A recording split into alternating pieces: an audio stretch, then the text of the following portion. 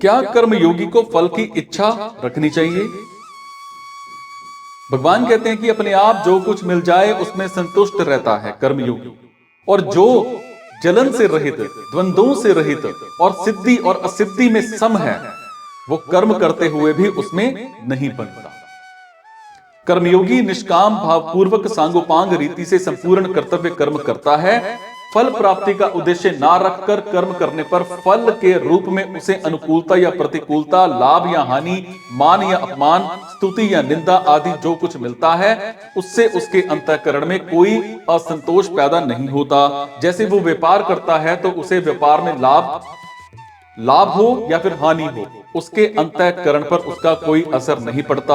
वो हर एक परिस्थिति में समान रूप से संतुष्ट रहता है, क्योंकि उसके मन में फल की इच्छा नहीं होती। मतलब ये है कि व्यापार में उसे लाभ हानि का ज्ञान तो होता है और वो उसके अनुसार यथोचित चेष्टा भी करता है, पर परिणाम में वो सुखी दुखी नहीं होता।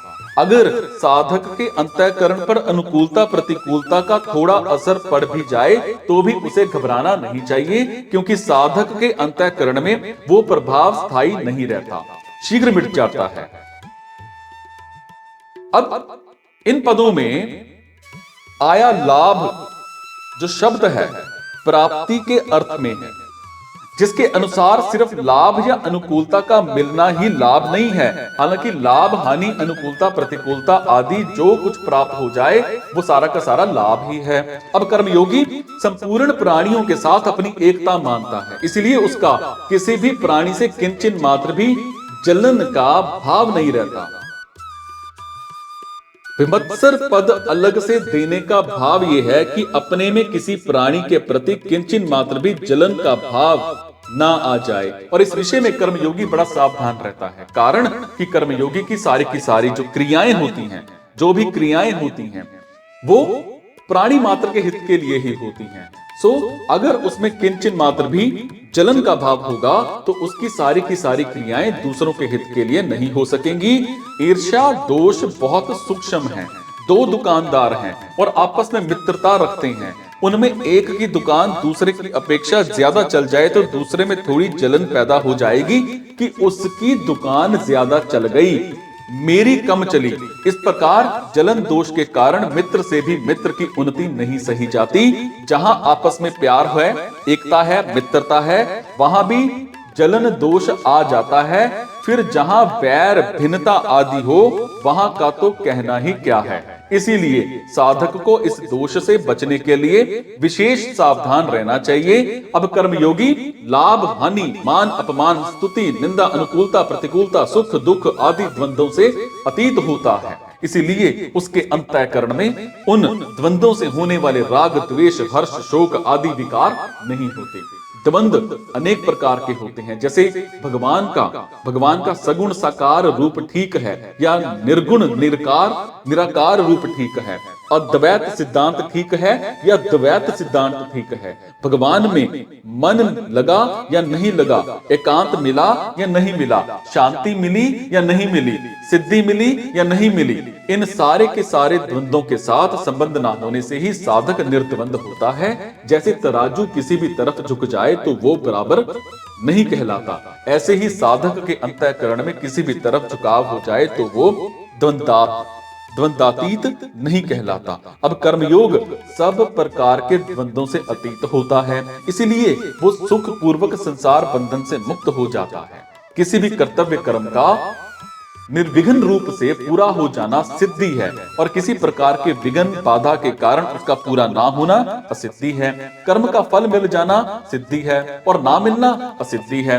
सिद्धि और असिद्धि में राग द्वेष हर्ष शोक आदि विकारों का ना होना ही सिद्धि असिद्धि में सम रहना है।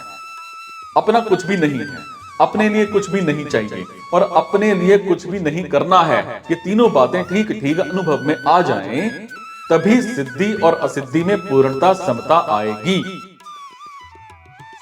कर्मयोगी कर्म करते हुए भी नहीं बंधता, फिर कर्म ना करते हुए बंधने का प्रश्न ही पैदा नहीं होता।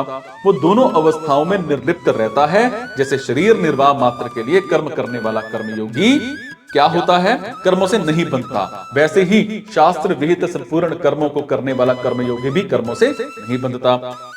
वास्तव में देखा जाए तो कर्म योग में कर्म करना, ज्यादा करना, कम करना या ना करना बंधन या मुक्ति का कारण नहीं है। इनके साथ जो लिप्तता, लगाव है वही बंधन का कारण है और जो निर्लिप्तता है वही मुक्ति का कारण है। जैसे नाटक में एक व्यक्ति लक्ष्मण का और दूसरा व्यक्ति मेघनाद का समाग धारण करता है और दोनों व्यक्ति अपने अपने समाग को ठीक ठीक निभाते हुए भी उससे निर्लिप्त रहते हैं, अर्थात अपने को वास्तव में लक्ष्मण या मेघनाद नहीं मानते। ऐसे ही कर्मयोगी अपने वर्ण, आश्रम आदि के अनुसार कर्तव्य का पालन करते हुए भी उनसे निर्लिप्त रहता है, अर्थात उनसे अपना कोई संबंध नहीं मानता। उसका संबंध नित्य निरंतर रहने वाले स्वरूप के साथ रहता है, प्रतिक्षण परिवर्तनशील प्रकृति के साथ नहीं। इसीलिए उसकी स्थिति स्वाभाविक ही समता में रहती है और समता में स्थिति रहने से वो कर्म करते हुए भी उनसे नहीं बंधता। अगर विशेष विचार पूर्वक देखा जाए तो समता स्वतः सिद्ध है। ये प्रत्येक मनुष्य का अनुभव है कि अनुकूल परिस्थिति में हम जो रहते हैं, प्रतिकूल परिस्थिति आने पर भी हम वही रहते हैं। अगर हम वही एक ही ना रहते तो दो अलग अलग अनुकूल प्रतिकूल परिस्थितियों का ज्ञान किसे होता। इससे सिद्ध हुआ कि परिवर्तनशील परिस्थितियों में होता है, अपने स्वरूप में नहीं।